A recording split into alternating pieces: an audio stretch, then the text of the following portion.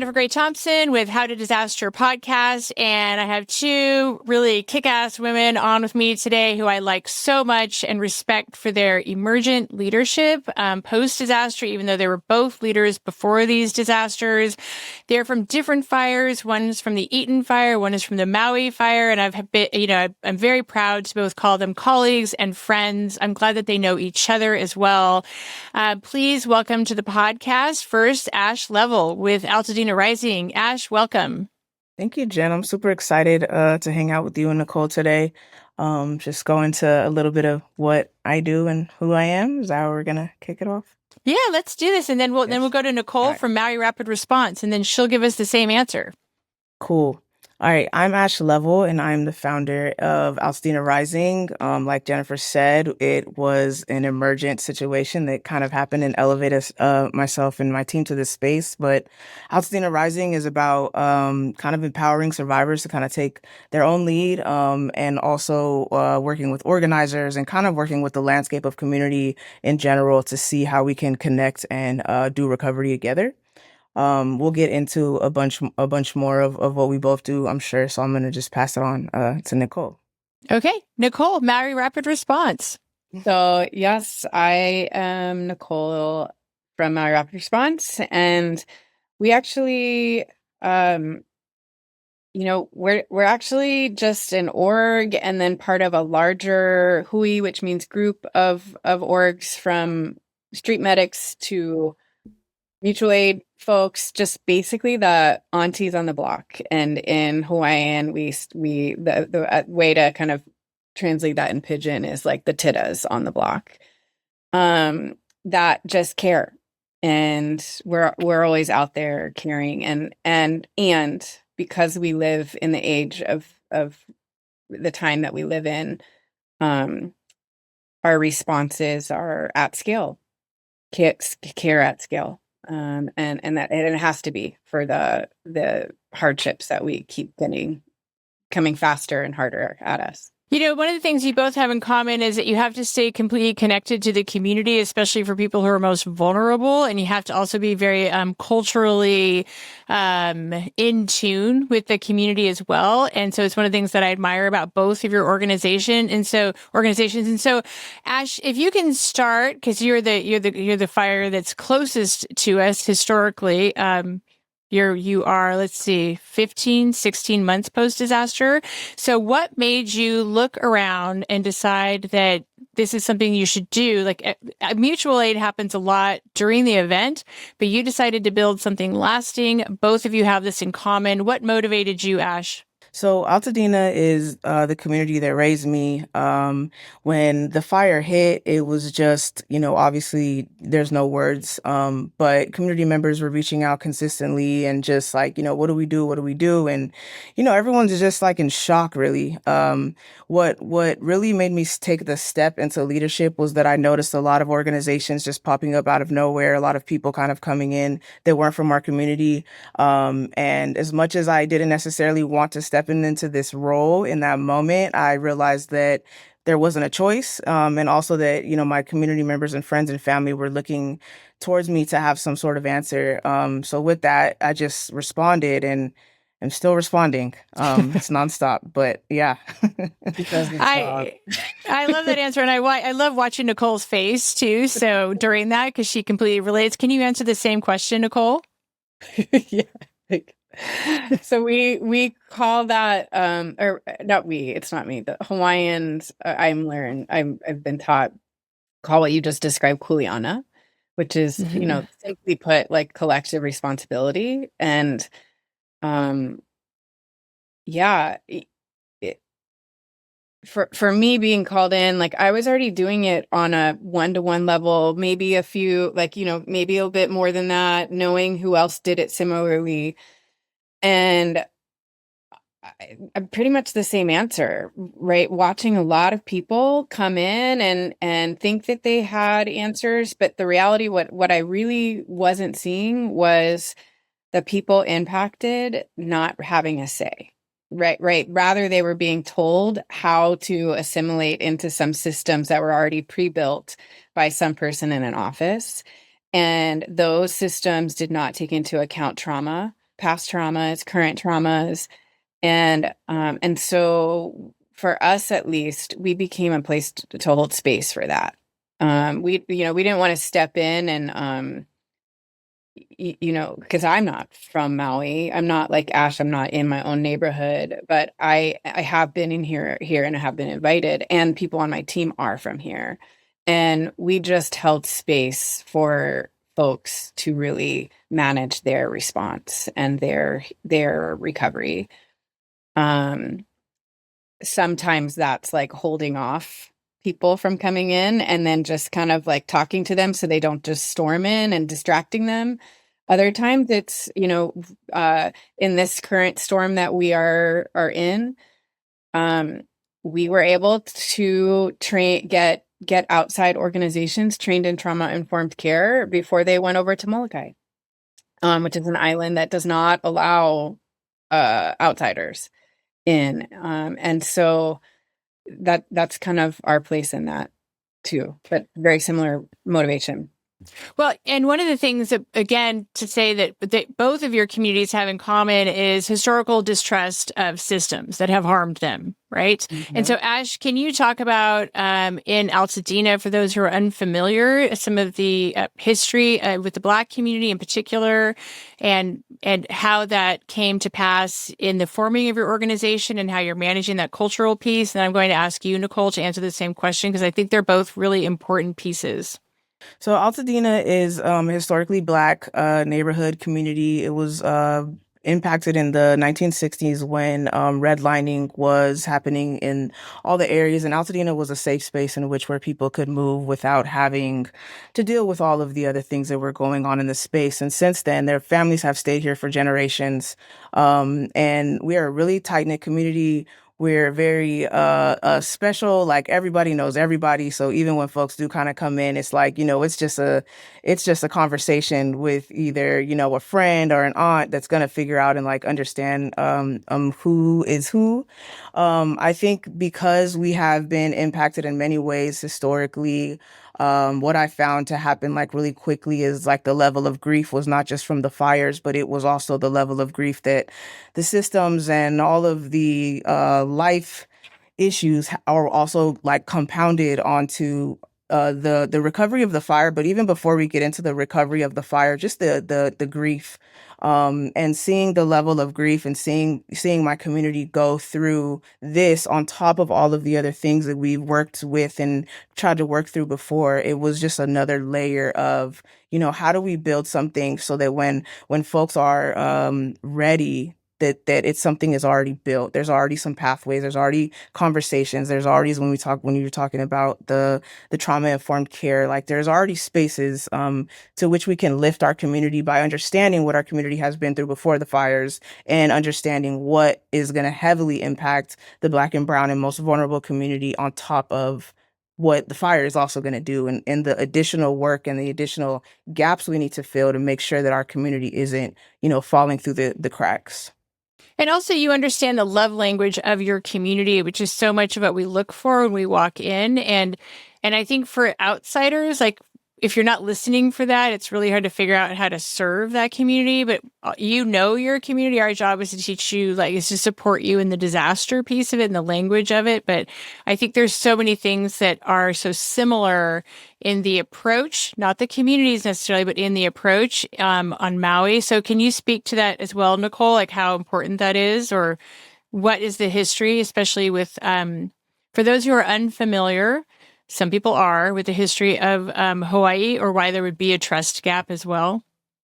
Sure. So when you have in fires generational ohana that have lived there, for 21 generations, and they live, 16 ohana deep in one house, gladly and lovingly, and then systems like FEMA can't handle that, right? I'm still today trying to support people in generational housing that could not get past maybe 2 of those 10 ohana into the FEMA system. And, that's just one blip of maybe that's the first line of mistrust and then you just start compounding all the other things. Like in Hawaii, we are, in Maui specifically, we fluctuate, but at times we have the second to third highest cost of living in the world. We have the highest energy costs. We have the highest rents in the United States. And actually, after the fires, before the fires, we were like fighting with New York and LA and for highest rent. Now I think we've been at the top of that list for at least a year and a half on highest rents in the U.S. And so all of that compounds.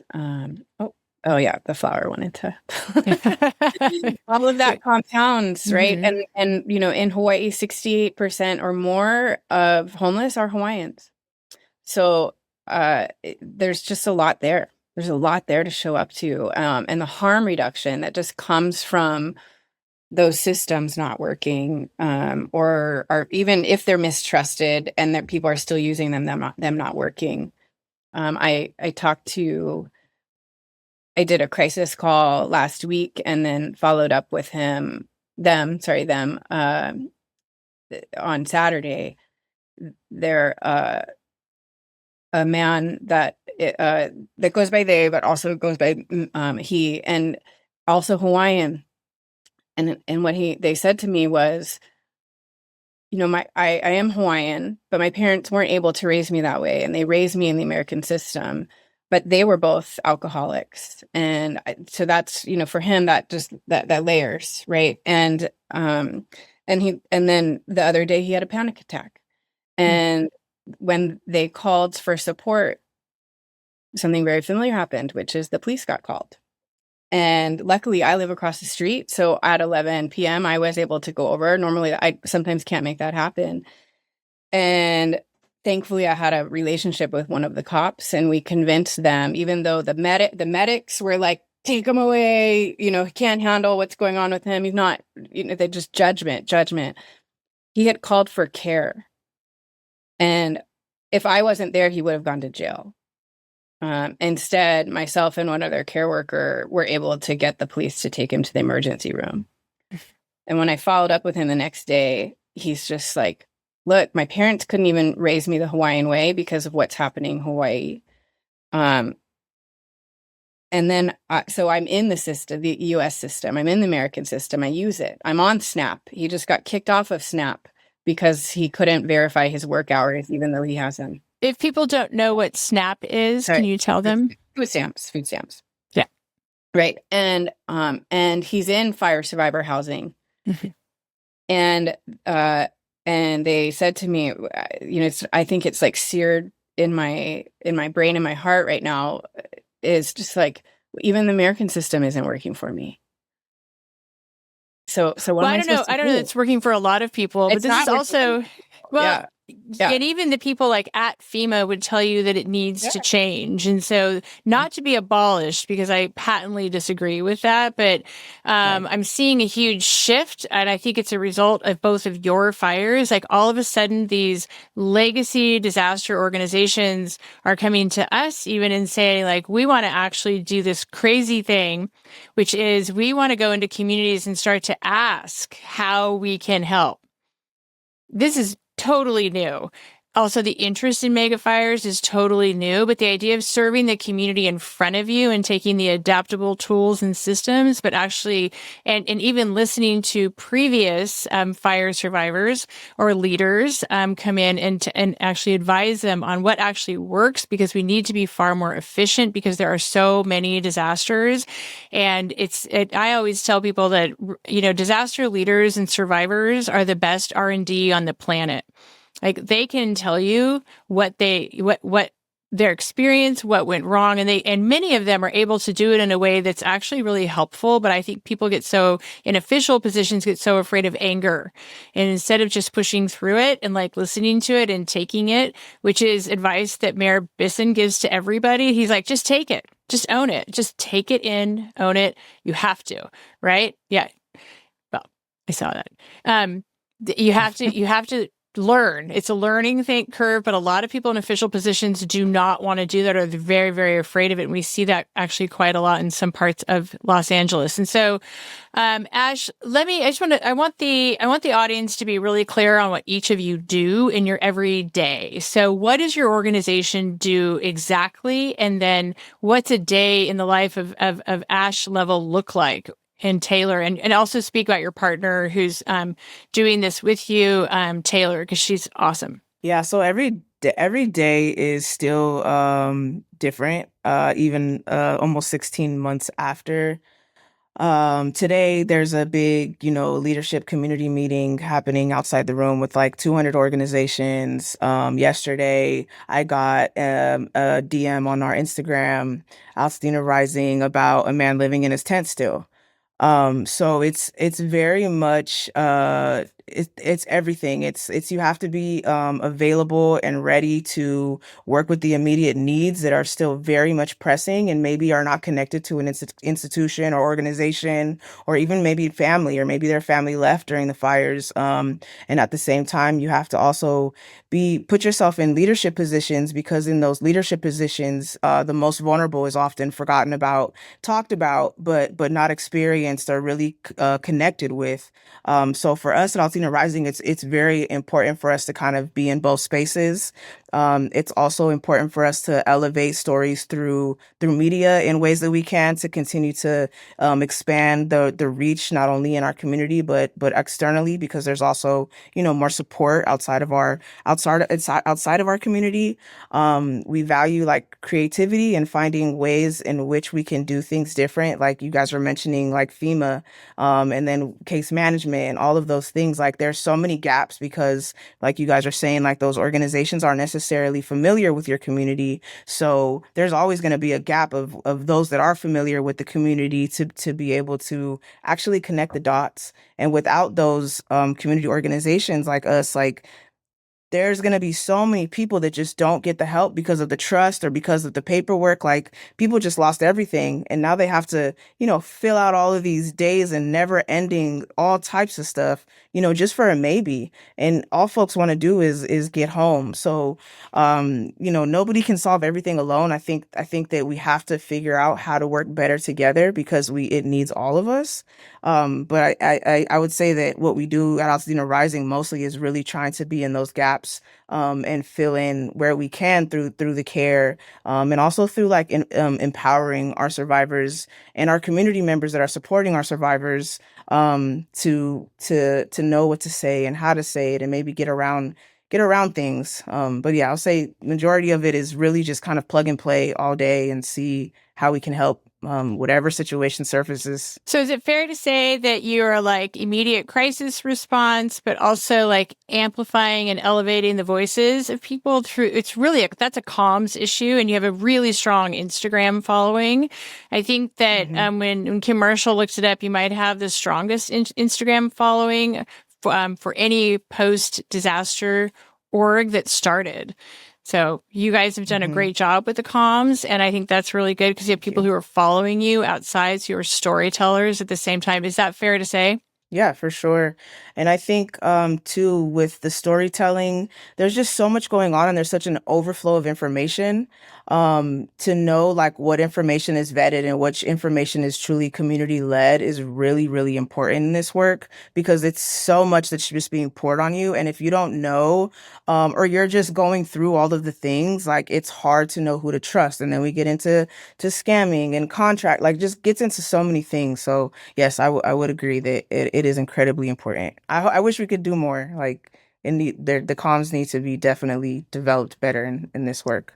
Well, comms is dramatically underfunded in disaster, and every place has a love language. And LA, it's comms. It is an attention economy. I'm not dissing it at all, but it's just different in that way. So, same question for you, Nicole. So in your daily, like, because you guys do so many things for the most vulnerable. So what would you say? Where are your lanes? Well, as you're saying, like this doesn't stop, right? So Yeah.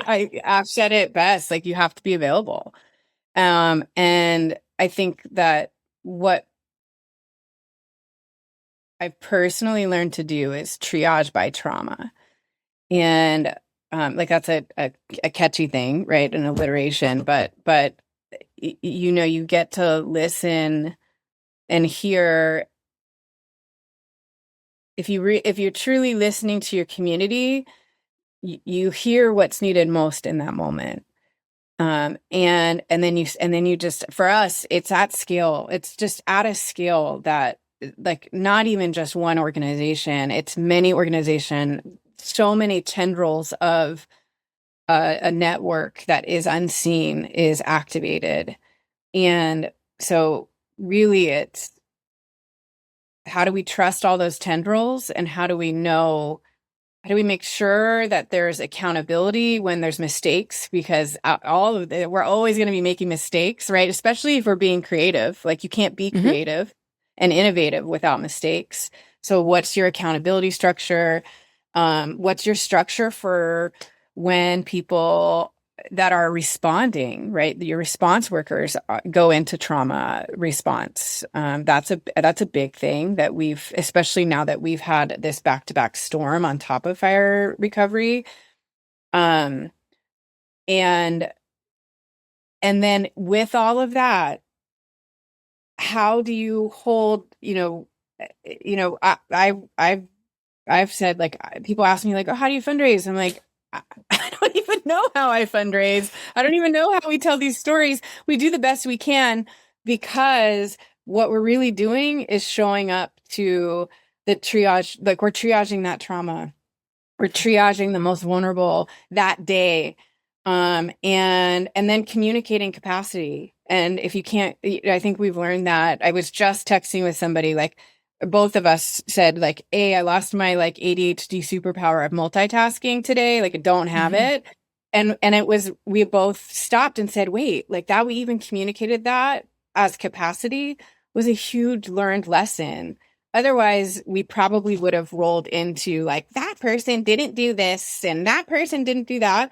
But really, we trust each other to know that that's where we're at. Like, that's this level that's of Nicole that's going to show up today.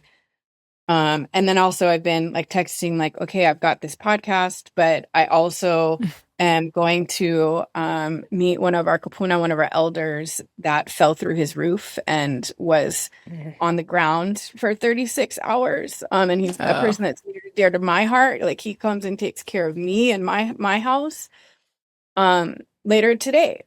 And or like in an hour.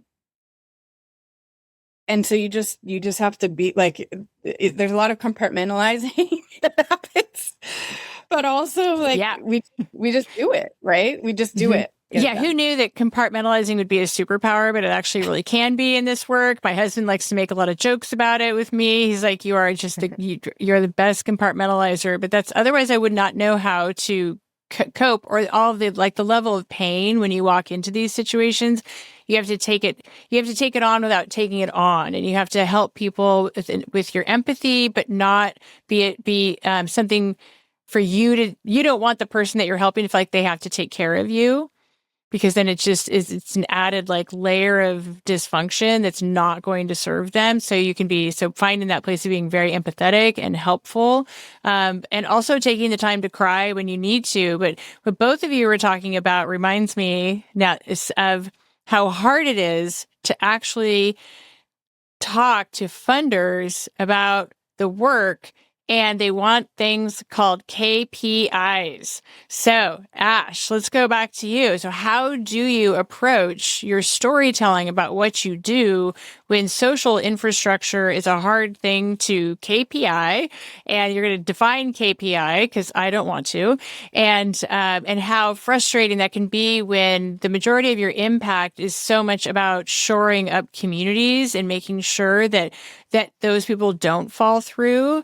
We all have different roles we play with our orgs, but that's such an important role. But how do you actually, like, convey that to donors in a way that they understand?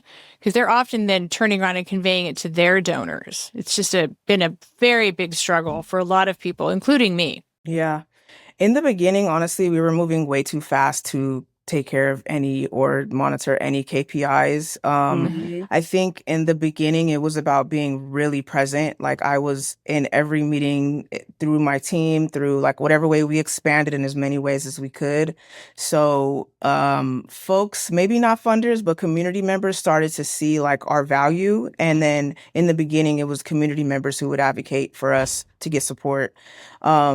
Since then, we have gone through like all of our emails, all of our DMs, all of our calendar things, and like tried to pull out all of our KPIs. And I don't know the exact term, the exact definition of KPIs, but it's kind of like those touch points is like, what did you It's a do? How did you key help people? performance index. I think I'm getting There that you go. right. But yeah, Cool. I hate it so much, but I get it. Okay. But yeah, it's just like, how did you help people? How many people did you help? What kind of people did you help? Like, you know, was it immediate response? Was it organizing? Like, what was it? So trying to like bring all of those facts of what you're doing together to kind of help tell your story in a data-driven way.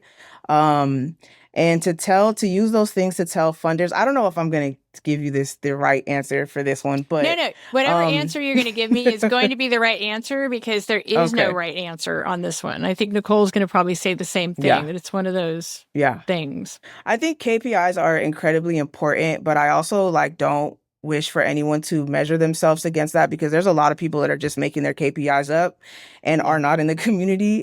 So it's not always about numbers. It's really about like what the community is saying. The community's voice is most important to us. Although like, you know, of course, understanding the KPIs are very helpful internally and yes, funder wise.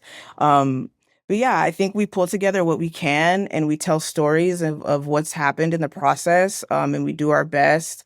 But really is kind of like finding your funders matching, finding who works well with you. And then if that doesn't kind of work out, like somebody in the community will surface that wants to help and build your KPIs out for you.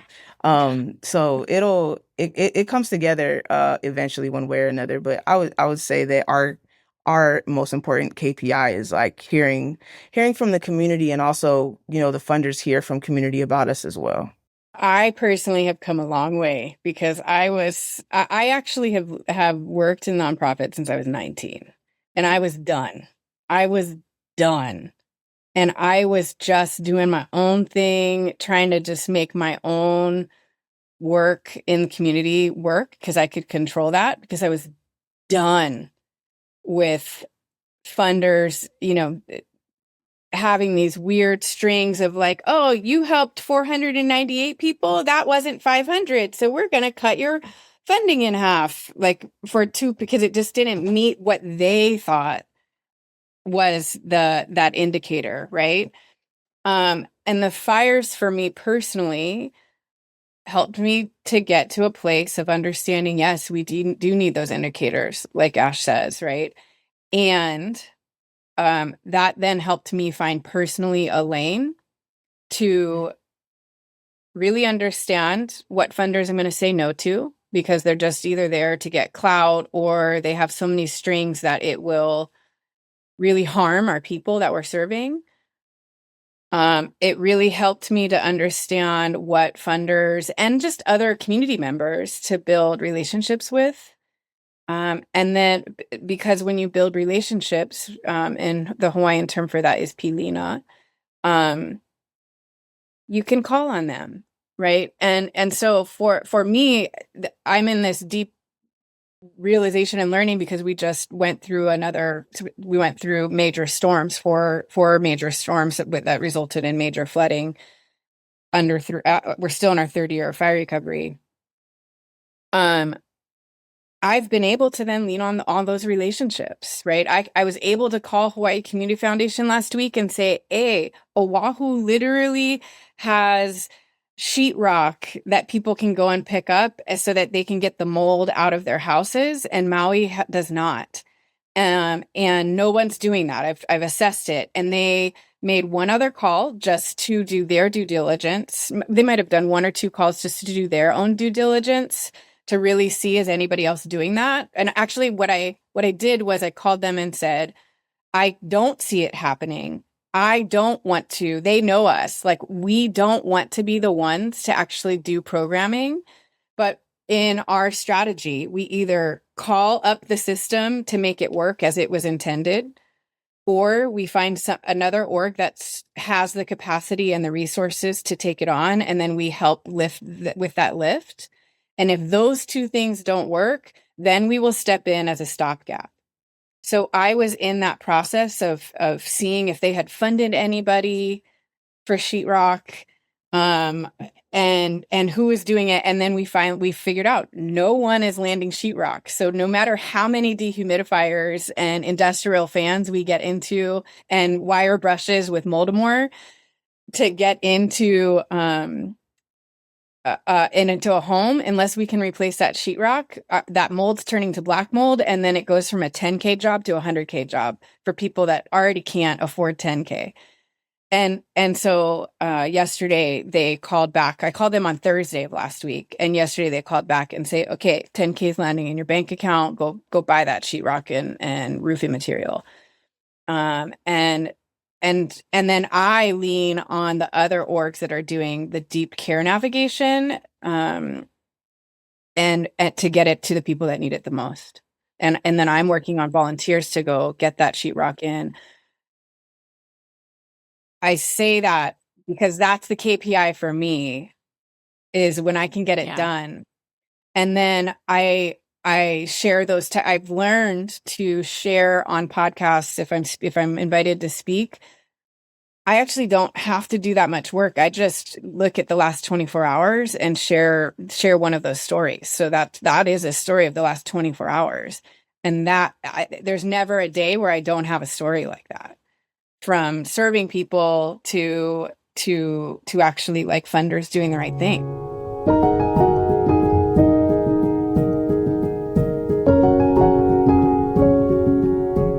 Hi there. Can you give me your name and title, please?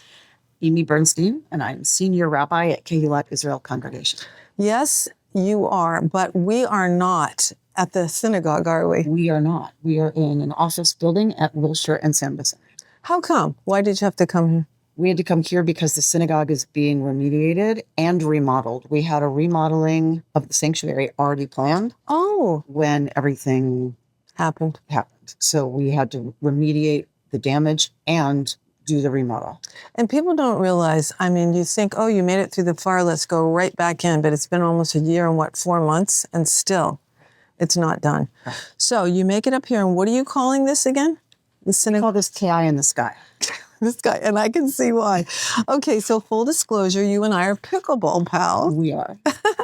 And I interviewed you for my podcast, LA Rising, Stories of Healing, Help, and Hope. But you know what, Amy, I look back, and that was February. We posted it. You and I were both so raw after, because you not only survived the fire, your synagogue survived, but your home and your memories and your legacy. So we know how we felt back then. Tell me how year 1 differed from year 2, which we're in now. I think year 2 has been about finding footing on new territory. I wasn't ready to go there year 1. Right. I mean, I had to keep stepping into it because there was no choice.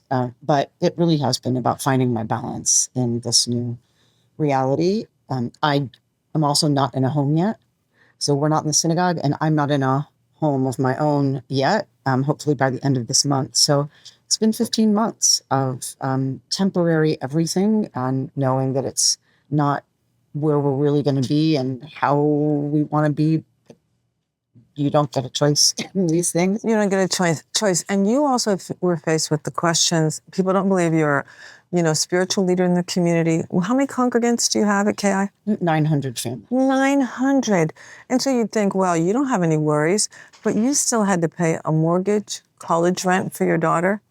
How afraid were you that you'd have to change your whole life entirely?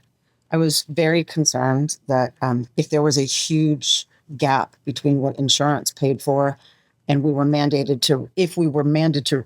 to rebuild by the HOA, that there would be a very large gap. And as a townhouse, a condo owner, I was responsible for drywall in.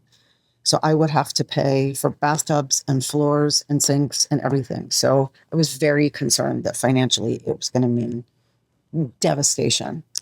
Yeah, and isn't that interesting? Because most people think, oh, Palisades, they have so much money.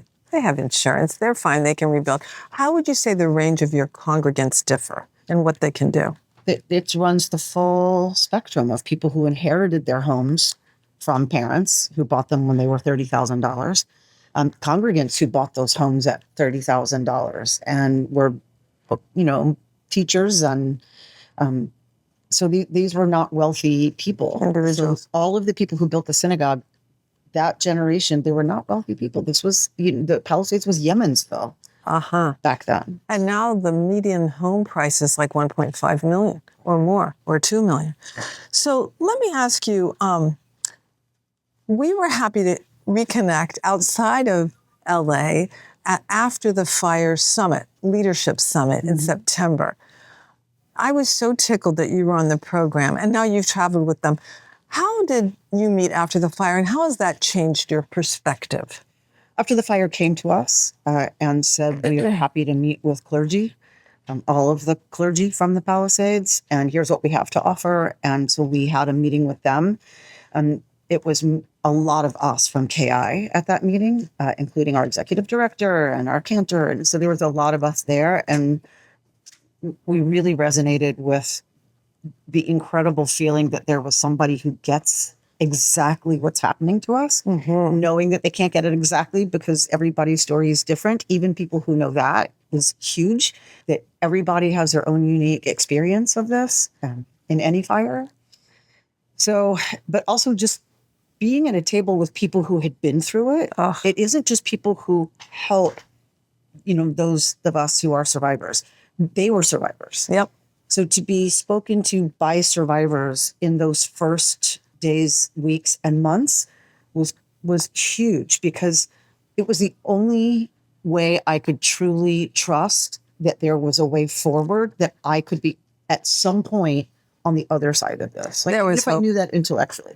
Yeah. Until I was sitting across from someone who said, me too, everything. I lost everything. All my baby pictures, all my high school diploma. I lost everything until you watch someone be a well-adjusted human being on the other side. Functioning.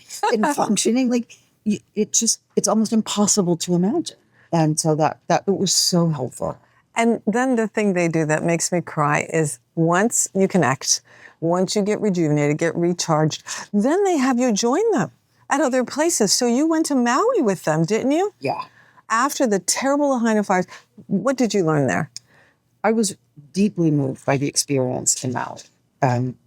I've been to Hawaii before, and I've been to Maui before.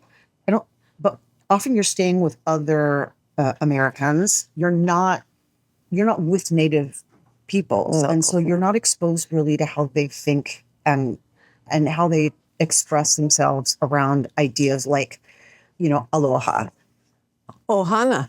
ohana. Yeah. And so once you're around them and you really watch them live that, then I think what it did was it made me sad that we don't have that, because one of the things they have is a deep connection to the lands and to generations being on the land. So this one family that had us on their land, there was nothing on it. It was a tent, like a tarp. So we were on there. We were invited to their family land, which is already a huge deal, to be invited onto their family's land. Yeah. And then sitting there, we were under like a big tent, a big tarp kind of thing on, folding chairs, eating. But for them, they felt nothing other than pride and dignity in hosting people on their family's land and welcoming us to their family's land. That was deeply moving to me, but it made me sad that for so many of us, what we lost was our main asset.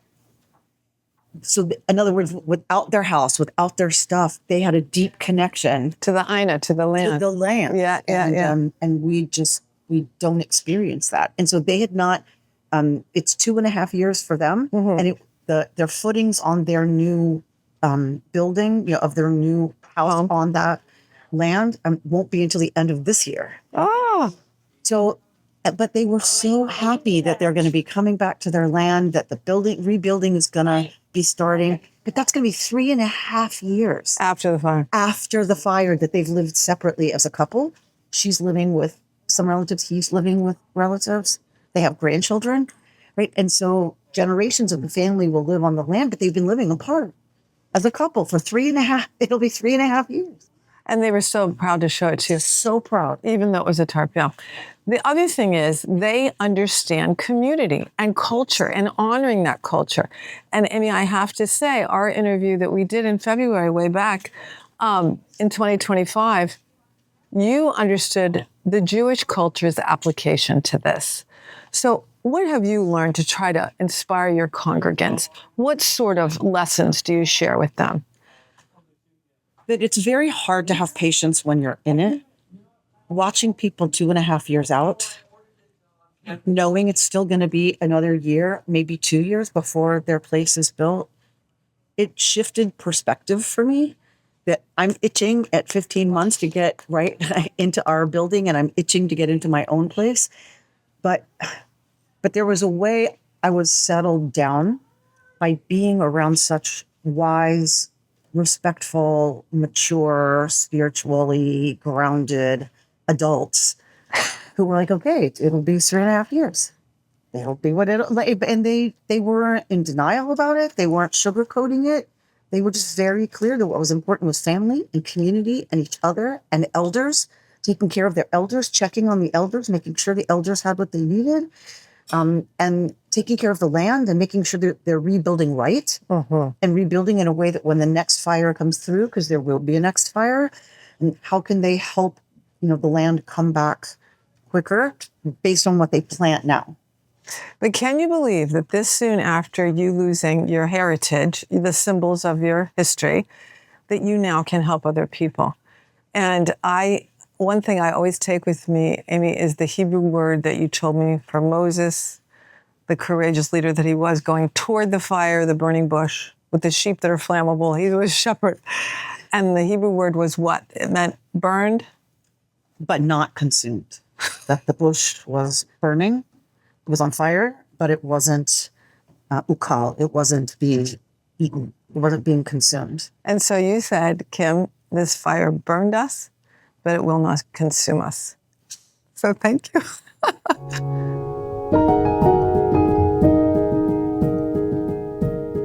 I think for both of you, so much of your success is based upon the fact that you have not only, your community, but you have veins of trust. And those veins actually have to go all the way up to the more institutional funders. There are different kinds of funders. There's individuals who, may want to do United Way or they may want to do the GoFundMe and they're comfortable with that. And then there's institutional donors who will come through something like the Hawaii Community Foundation, but they can rely on your story, I think is a huge win for you as for the kind of organization that each of you hold. Like when they know that you are a reliable narrator, right? It's a very big deal. And I think that that's one of the reasons why each of you has staying power when all of these orgs will pop up after a disaster.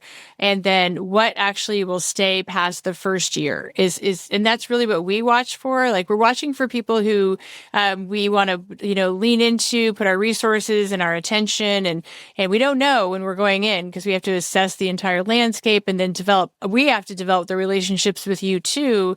And to know that you're a reliable narrator, all of those things. And you have to know that we're going to keep our word to you. So it really is so relational. But I think you should be profoundly proud of the fact that you can work up and down the entire system in order to inform the rest of it. And I think it's another call out for the reason why emergent leaders who are community centered are just, they're the secret sauce in recovery. You need the other pieces, but it's so much more efficient to empower and to empower people, to give them agency and to give them funding who actually know what all of the systems are of relationships and understand how to serve people in a way that provides them with dignity is not charity. It's not that charity is a bad word, but I don't like the connotation of it, which is not always dignified, and each of you is so committed to the dignity of the people that you serve. And it's really the servant leadership, which is something that I admire and respect so much. And I think the first time I met Nicole was over Zoom, and she was in her car outside of a hotel. And fire survivors were being given an hour or 8 hours to leave their hotel rooms to go to a different hotel. And Jim Alvey from Good 360 introduced us. And it was just so scrappy in this way that I just really love. And I can't even remember when we met. Oh, I remember when we met, Ash. I think maybe Io, right, from Post Fire introduced us. I'm not sure. Is that how we met? I think we met via Zoom. I had after the fires hit, I had seen some of your guys' YouTube recordings of the work that you've done with other fires. And then reached out, and I think there may have been, some back and forth. So I don't remember the exact moment, but I definitely know that Io is a, friend and way in which we were also sharing communication. So I don't remember exactly how it was, but yeah, something like that. So I just want to give a real life example of relationship building, right? So when the storms hit a month ago, we at Grassroots Swords, we were like, okay, we're all gonna push the GoFundMe's and the Storm Kokua website for personal GoFundMe's, and that was a big decision, right? And true to form, all these other, and then we had decided, at least on Maui, because Maui was the first of the 4 storms really hit most, so we were gonna funnel into Maui United Way because we all have deep relationships with them and they show up on the ground with us. And so that then the Hawaii Community Foundation, of which Maui Rapid Response received 0 funding from them for the fire recovery, but for this storm recovery, started going out with their big funding campaign. And most people, we knew that would limit the direct cash assistance to Ohanas. And so I think you had posted something about Hawaii Community Foundation, and I was able to call you up and just say hey, community, your relationships are going to be impacted. Switch gear, girl, switch gear. Yeah. And you did. And that, but that is, the way the relationship really is how we course correct together. And and for us, it's, I think the theme here is we course correct based on who is impacted the most, who's been here the longest, who has for us, it's our kopuna, the elders here, hearing their stories of other fires, other floods, tells you a lot. It teaches you a lot. And so if we can make them front and center, and then because of all these institutions and systems that don't really do that, it's just a course correct. And that's why you build relationship, and that's why you build trust, so that you can get closer and closer every time as you iterate. You totally can. To be fair, my comment back, though, was you have 2 different kinds of donors. So you have some who will only donate to a community foundation. But what I did, though, is that I then pinned the what you guys had all agreed upon was what I promoted. I did not remove the Hawaii Community Foundation, but I'm there are different lanes. You're going to fund different things. But then I pinned the community preferred one to the top. And I don't mind any of that feedback at any time. It's why we have the relationships, so that we can also be of the greatest and highest service. So I can hear you on that. And I did. So you did. And I appreciated it. Yeah, I appreciated that I could call you and do that. And that, you reminded that there are these 2 different types of donors. And we also knew that, and also know that window to get people funded in GoFundMe is 2 weeks. And so that's why we were pushing so hard. we had a strategy. We actually had a strategy this time. It wasn't just everybody out there grabbing money. You guys did great. Yeah. Like like from top to bottom, it was really interesting to watch. So I love that. And it was interesting it's kind of like our job is to sit back and be like cheerleaders for what's already in place or what you guys are coming up with.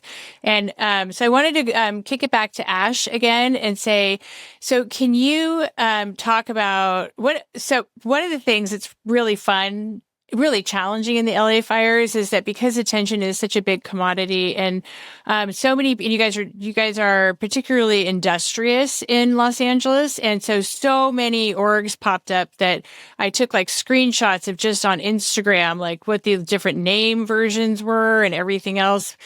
And you all have at Altadena Rising have managed to rise to the very top in people's minds and in their hearts about who is extremely effective and respected. And that's not to say that the earlier orgs didn't have a role or didn't do some great work, but to really turn that first instinct into something much longer that is you're on the radar of the very tippy top funders in the entire LA landscape for the Eaton Fire. So how did you do that? And what made you decide instead of just being a startup, you were really going to ensure that you had long-term staying power? Because I've been very impressed watching that and super happy to see it. Thank you.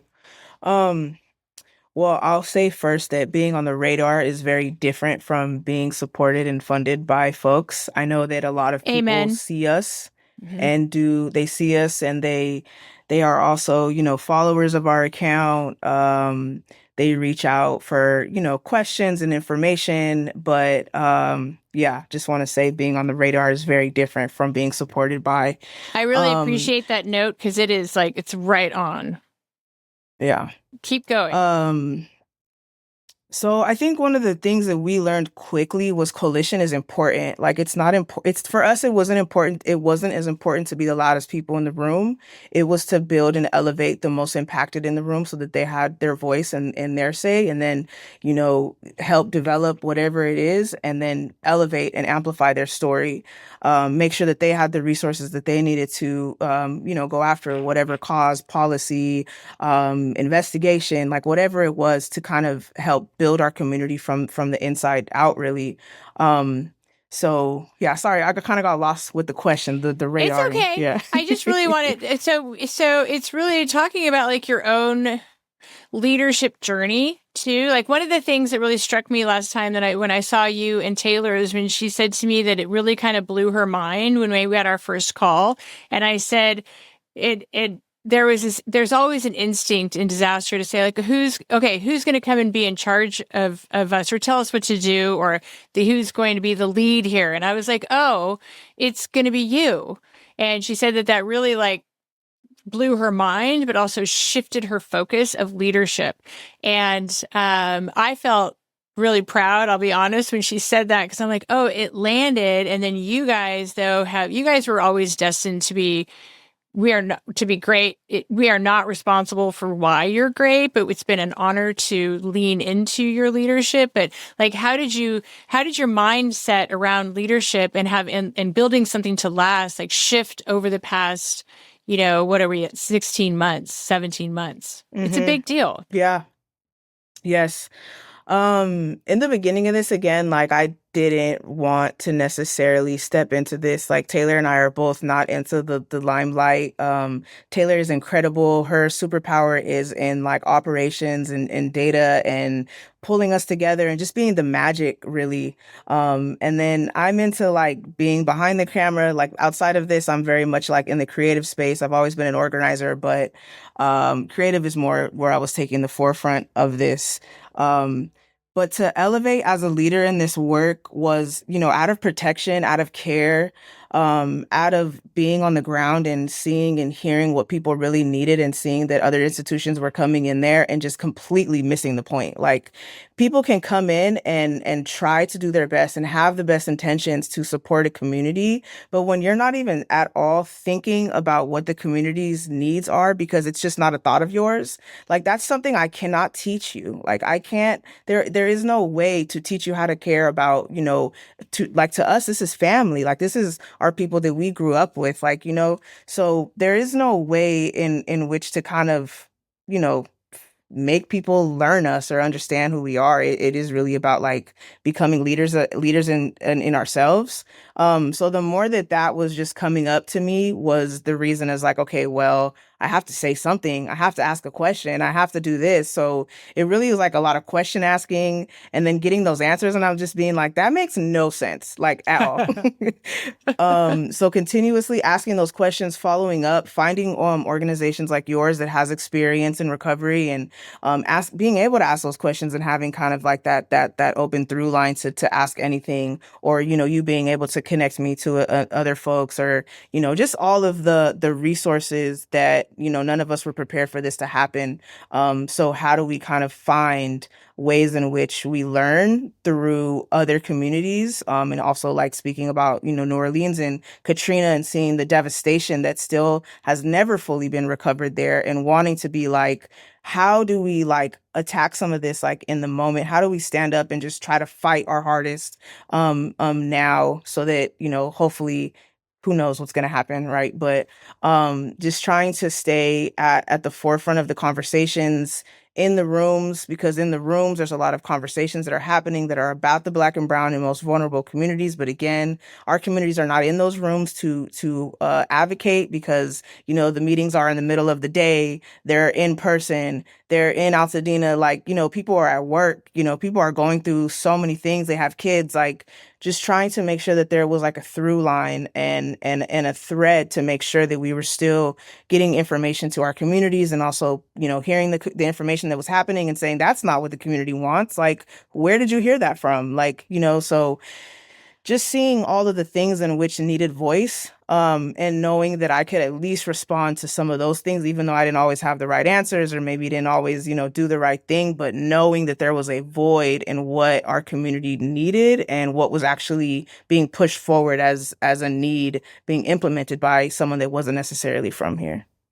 I think that's one of the things that, like I was speaking about earlier, that traditionally with philanthropy, it can often be a layer over instead of a response to, and I don't mean a reaction either. I mean a response to what the needs are in front of you.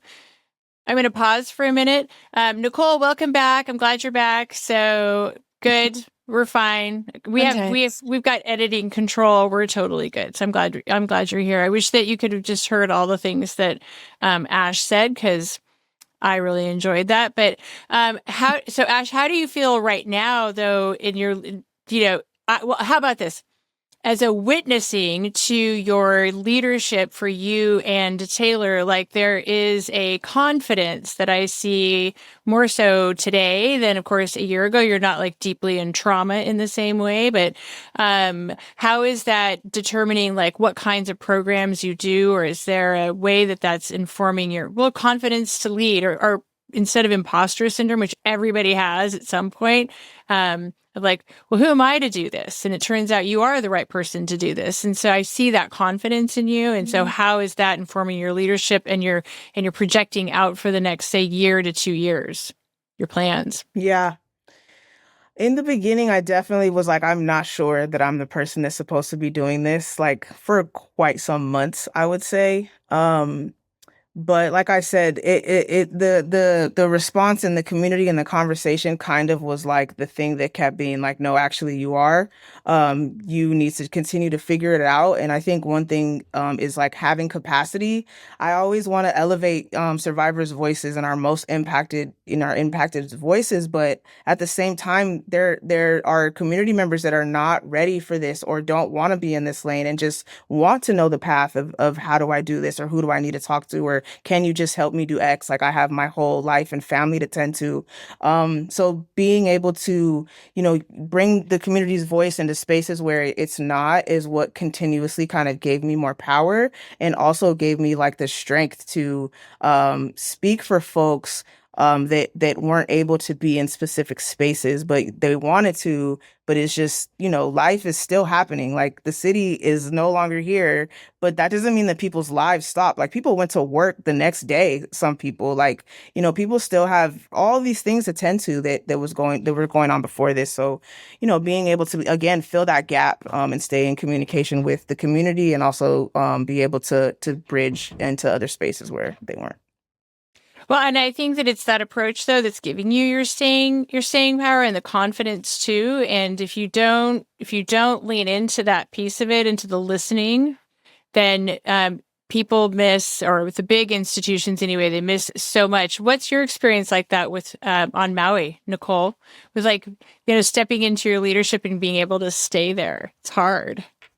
I think that's been the hardest thing, right? Like it is a deep responsibility to take on. And I'm going to mess up, right? And some people have capacity for that and some people don't. And I think the hardest part is like losing friends that expected you to do one thing, and then when you choose to center somebody else's voice, or you have to make a tough decision, and then that didn't satisfy somebody else. I think it's hard. It's hard for me when it comes from people that I thought would understand. And then they're just not there to see that bigger picture, or they weren't there to know what other strings were being pulled. Like if we didn't help this one person in this one way, it wouldn't open the door for 10 other people.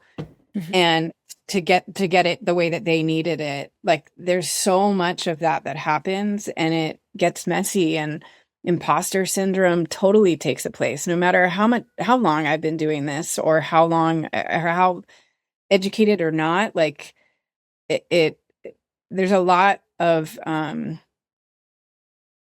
things that play into it. And what keeps me going is every night or every morning, just really recapping who I sat with that day. Right. And it's never who rarely makes that list is funders and politicians. It's the people that we served. And it's literally, my cell phone just, our whole cell service went down for a moment. And I'm recording a podcast, but what I was most worried about is the woman that I'm trying to get a mattress to, because her and her husband have been sleeping on concrete as they rebuild. And I'm like, shoot, oh my God. Oh, okay. That like going every night, knowing that I have a list of people that we got the things they needed, or we just sat with them as they were in their anger or their frustration. Like that's truly what keeps you going. And if you, as a leader, you don't have a practice to really know what your own KPIs are, to bring us full circle back to that conversation, then good, because that's where I'm going. Yeah, that it's going to be hard for you to stay. Really hard.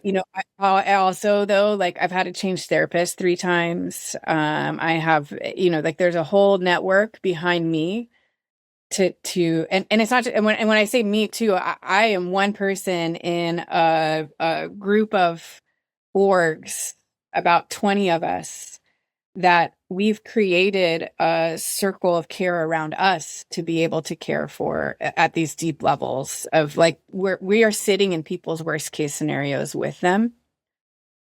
And for us, systems change. So we do harm reduction every day. For us to change systems so we don't have to do harm reduction every day, part of that is ensuring that there is a circle of care around us as well. and a circle of care around, like our family members that are also like we attempt to make sure our family members who don't fully understand that 12 to 16-hour day for what is equivalent to maybe $8 an hour of work, that they've got a therapist to help them understand that choice for us too, and help us navigate these really real our own lives happening at the same time as us being there as people experience and have to wait through their worst case scenario of their lives and that sort of thing.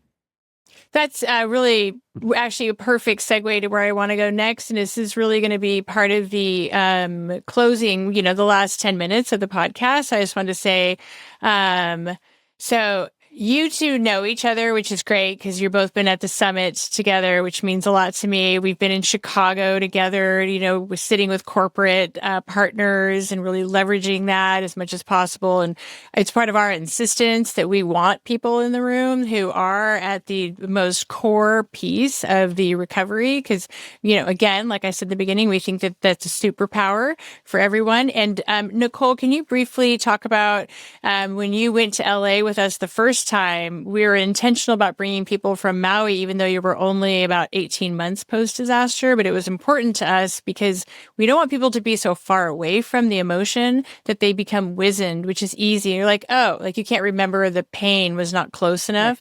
Right. And when I remember we were sitting there after and you're like, oh, I think I did some healing that I didn't even know I needed to do. Can you talk about that experience? Oh, yeah, so much of that actually happened.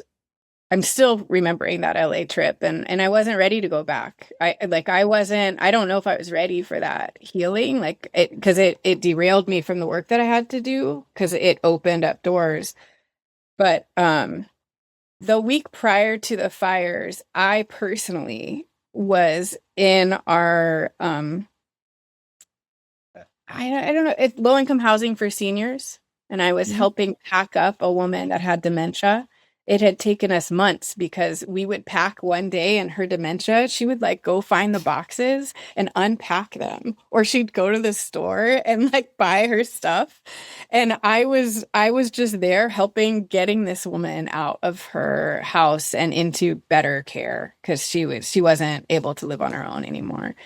And so we finally got her moved out the week before the fires. And this is the place in Lahaina that, and so while I was there over many months, I met a lot of those elders and knew them by name, I was then bringing a ton of them, adult diapers and toilet paper. That's what happens when you know how to listen, you hear the needs. And,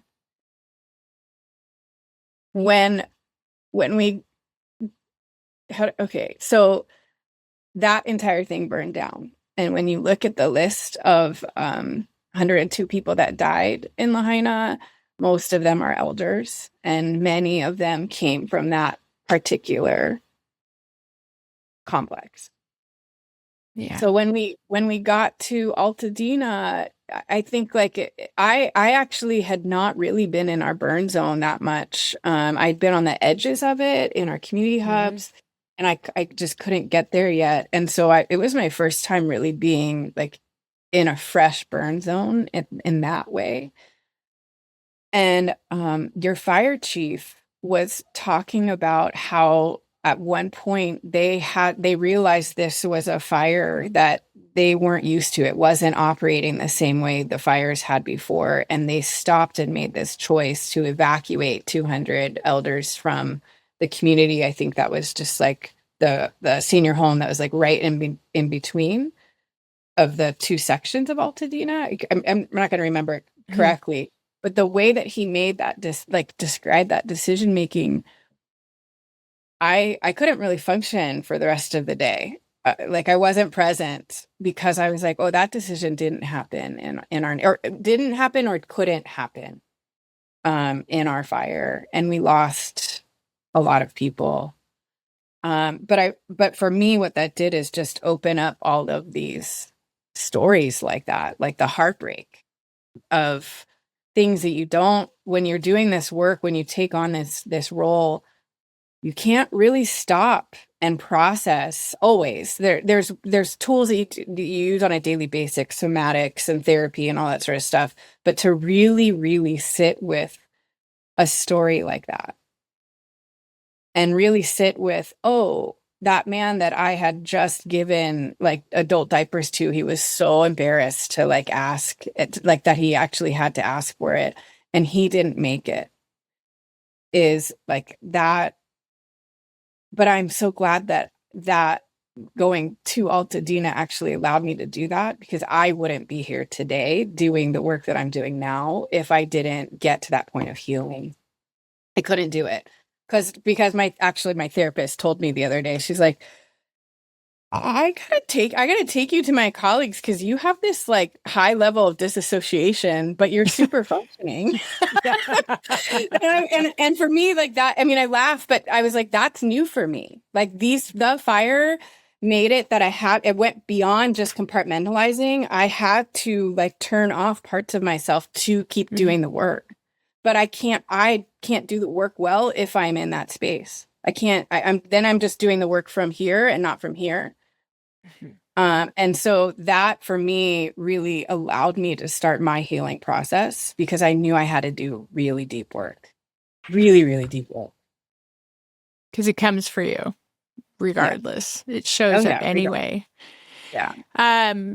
Thank you for that. I appreciate the vulnerability too a lot. It means a lot. Like sharing stories is so important. And I think that's why my favorite thing that we do is to walk into communities with fire survivors. And so, Ash, what was that like for you to have people from other communities to come in to talk to you about their experiences, and hopefully with never centering themselves? Because we know we just don't do that. But was that helpful for you in your own, like, and also like, what do you do to keep yourself sane through all of this? Because this is called How to Disaster, and it's an unexpectedly long journey to keep yourself together. Yeah. And all we're really looking for is is most of the time and not all of the time. Yeah. Yeah. I think that I like kind of looked for organizations like yours and looked for these sort of conversations and people that have been through something like this.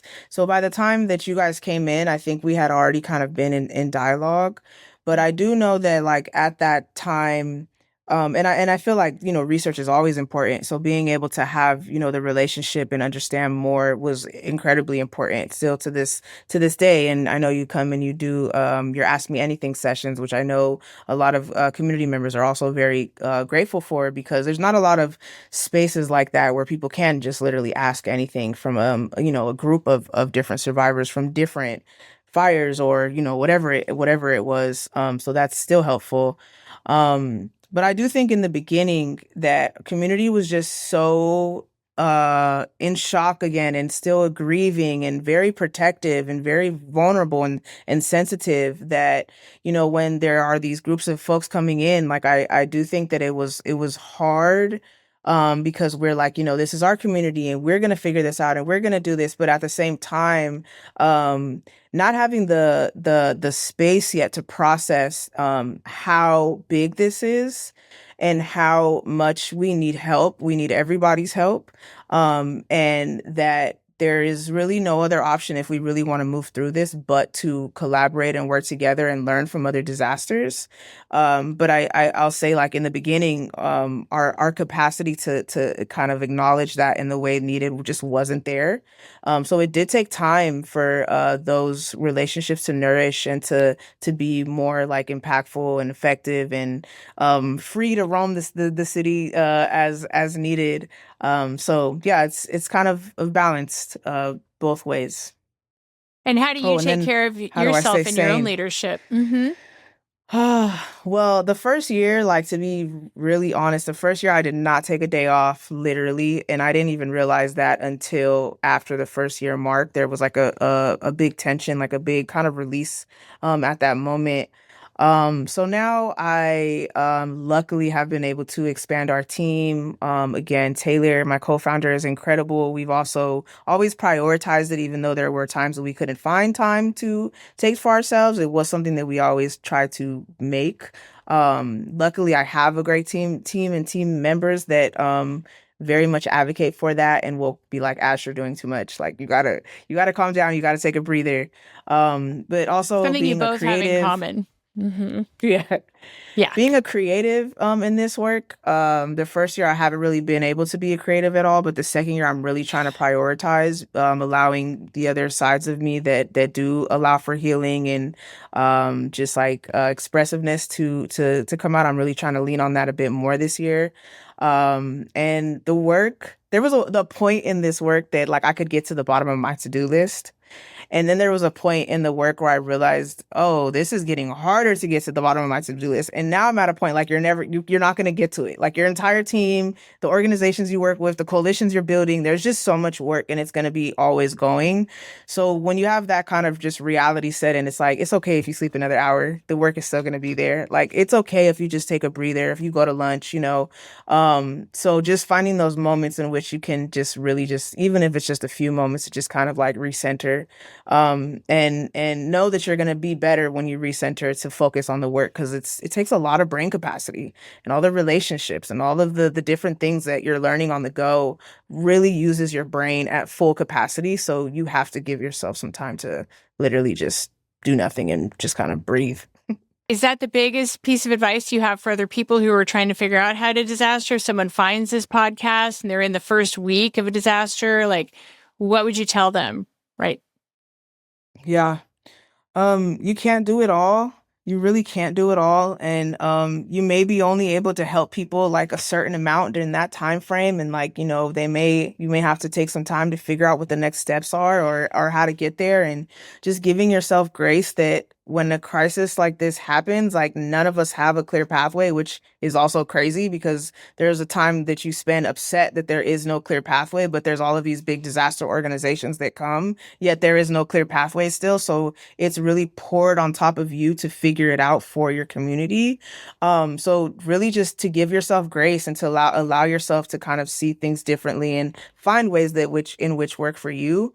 But yeah, it's really like nobody is prepared for this when it happens. Like not anybody, even the person that does think they're prepared is not prepared.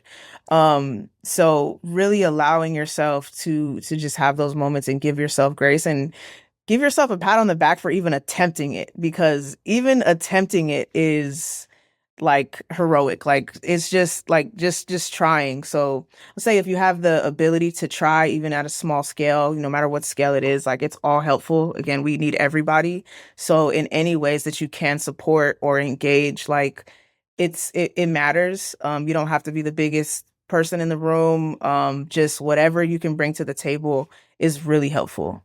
So I just want to thank you so much, Ash. The thing about this work is it brings the best people into our lives, and I am very grateful.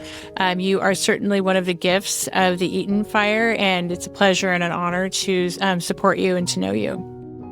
Thank you so much, Jen. Thank you for creating this space and all of the things that you do. I know we'll stay in touch and in communication for quite some time. A long time, and I'll see you next month. Yeah. Okay? All right. Thanks, Ash.